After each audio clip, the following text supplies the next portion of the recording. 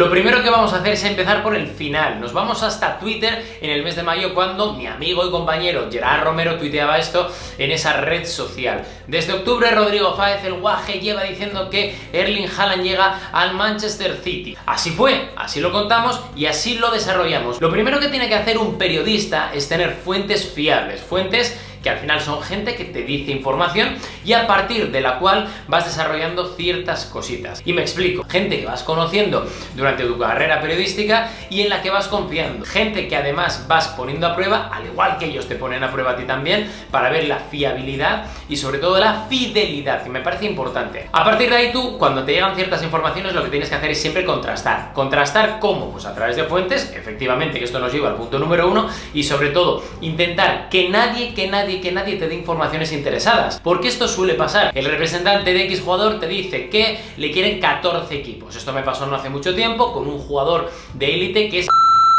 Según su representante, a mí me había dicho que le querían el Manchester City, que le quería el Chelsea, le quería el Arsenal y al final no le quería ninguno de ellos y acabó yendo a la única opción fiable que tenía, que era jugar en el... Es que eso no lo podía decir.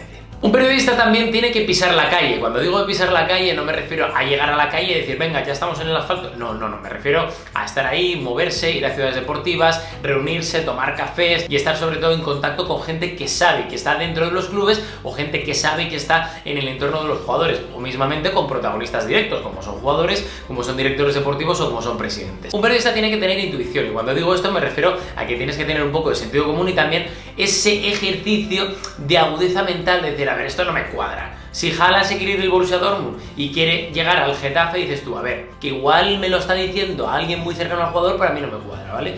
Es un ejemplo muy extremo, pero creo que viene muy al caso. Desde octubre llevo diciendo que Haaland va a ir al City, sí, incluso antes. ¿Por qué? Pues porque el pasado verano, cuando pasó todo el lío de Leo Messi al Paris Saint-Germain, el Manchester City intentó a última hora preguntar, tantear la situación de Leo Messi para ver si se podía repetir el deal que habían llegado cuando el famoso burofax de Leo Messi, pero el Manchester City llegó tarde. A partir de ahí, con ese pequeño tanteo que el Manchester City ya había realizado al entorno de Erling Haaland, es cuando yo me pongo manos a la obra. Empiezan las negociaciones y a mí me cuentan desde 3 puntos muy fiables de la negociación que el Manchester City ya se pone manos a la obra y que, a pesar de que, por ejemplo, clubes como el Real Madrid están muy atentos, el Manchester City empieza primero y mejor que nadie las reuniones, los tanteos y sobre todo el convencimiento al jugador para que llegue al Manchester City. ¿Qué pasa a partir de aquí con todo el mare magnum que yo os iba contando en ciertas plataformas? Primero, que el jugador no deseaba adelantar plazos, quería ir tranquilo y además estaba en una posición muy favorable porque todos los equipos empezaban a llamar a su puerta y él estaba tranquilo, relajado, metiendo goles en Dortmund porque es algo que se le da muy bien y la verdad que el tiempo corría a su favor. Analizaba junto con su entorno, sobre todo con su padre, ex jugador profesional,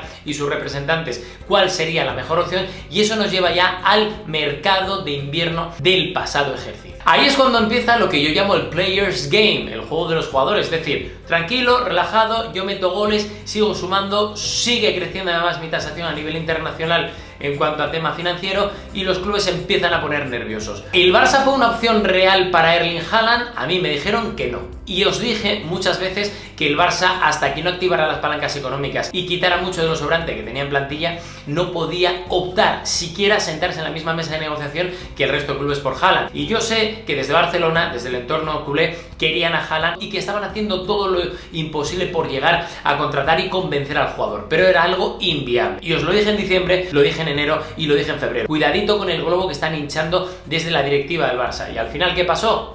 Que no. Ahí es cuando entra el Real Madrid y sobre todo las informaciones de muchos de los compañeros próximos a la directiva del equipo blanco, que daban por hecha primero la contratación de Mbappé y segundo la contratación de Erling Haaland, porque estaban muy seguros desde el Madrid, por lo que comentaban estos periodistas muy cercanos tanto a Florentino Pérez como al resto de la directiva, estaban muy convencidos de que Erling Haaland acabaría vistiendo de blanco. Sin embargo, yo seguía en mis 13. ¿Por qué? Pues porque a mí es cuando me habían dicho que Erling Haaland no veía claro, primero, el proyecto deportivo del Real Madrid y segundo, no veía clara su posición en la plantilla del Real Madrid. El Real Madrid juega con un 4-3-3, tenía como prioridad clara a Kylian Mbappé y sobre todo el rol de Haaland iba a ser ¿cuál? Él es delantero centro, Karim Benzema, que es intocable, también es delantero centro. ¿Qué iba a hacer él con Karim Benzema?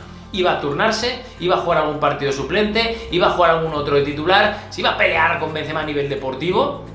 Ahí está la clave de todo, y ahí es cuando yo os cuento por el mes de marzo que Erling Haaland está muy cerca del Manchester City, pues porque allí le aseguraban ser titular indiscutible, porque allí tenía mucho más mercado de marketing a nivel de escaparate y a nivel de imagen, y sobre todo porque el Manchester City había hecho mejor el trabajo en tiempo y en forma. En tiempo y en forma. Había llegado antes, le había convencido con un proyecto deportivo viable y sobre todo le había convencido a través de los conceptos tácticos de Guardiola, que se había puesto en contacto también con Erling Haaland para decirle cuál iba a ser su rol claro e indiscutible dentro del engranaje del Manchester City. El Real Madrid, por tanto, llega, pero llega un pelín tarde y sobre todo con esa desventaja que tiene el equipo blanco de que no le puede asegurar, ya que está Karim Benzema, un puesto de titular indiscutible para Erling Haaland, que digamos no está para que nadie le raye la cabeza. Dice, yo estoy aquí para crecer, para marcar goles y sobre todo para ser titular. A partir de ahí un periodista lo que tiene que hacer es ir atando cabos, ir confirmando que esas fuentes te dan esa información fidedigna y sobre todo contrastando.